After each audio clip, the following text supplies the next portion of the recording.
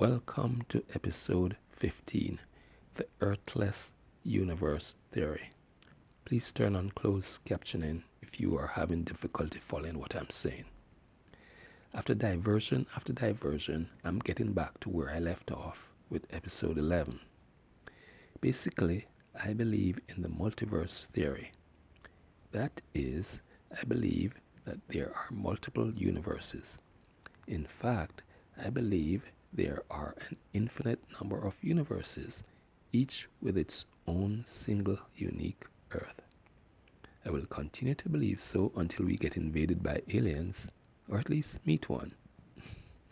Actually, I'm sort of joking when I say that, but my explanation will come in a future blog episode. I actually believe there are other planets in our universe with some type of life, perhaps trees and vegetation and insects and animals, but maybe not. But definitely without what we consider intelligent life.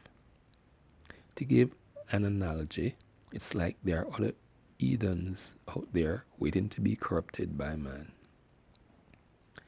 I have to believe that because, as I explained in episode 3, I believe that mankind will eventually have to find another planet to escape to before our sun explodes or caves.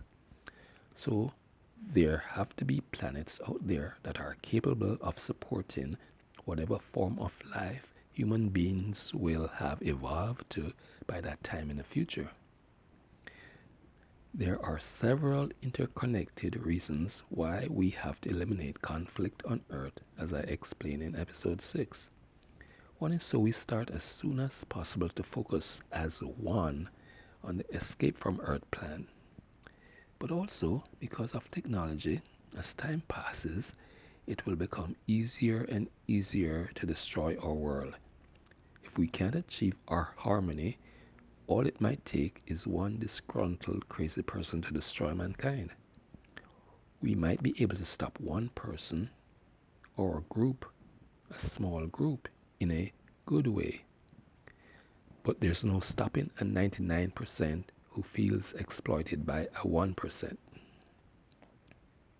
We also have to bear other factors in mind as far as the time frame to achieving harmony. Because our universe is expanding and expanding infinitely, possible habitable planets are moving further and further away from us, almost unimaginably further away as time passes, and thus increasingly difficult to reach. And remember, we have to find a planet with as young a sun as possible, because eventually we are going to have to leave that one too. Essentially, what I believe is that of these infinite amount of Earths that exist, some will see mankind survive and some won't.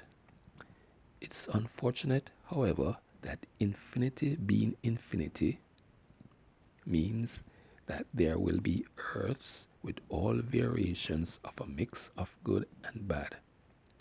But in my opinion, per episodes 3 and 6, the ones that survive will be the ones where harmony is achieved within a certain time frame.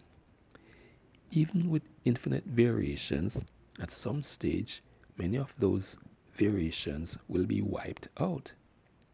Even unfortunately, for various reasons, many mostly good Earths. See episode 9. With infinite variations, all things are possible unless it's impossible. So, for example, there's no variation where an Earth that blows up survives. What's certain is the chances of survival of the human race increases for the good Earths and decreases for the bad ones. In fact, the truly bad ones will, by definition or logic, destroy themselves. In my theory, that means there are a lot of universes out there with their Earths destroyed for one reason or the other. Of course, there are a lot of people who don't care what happens to this Earth in their lifetime, much less what happens millions of lifetimes down the road. So it is.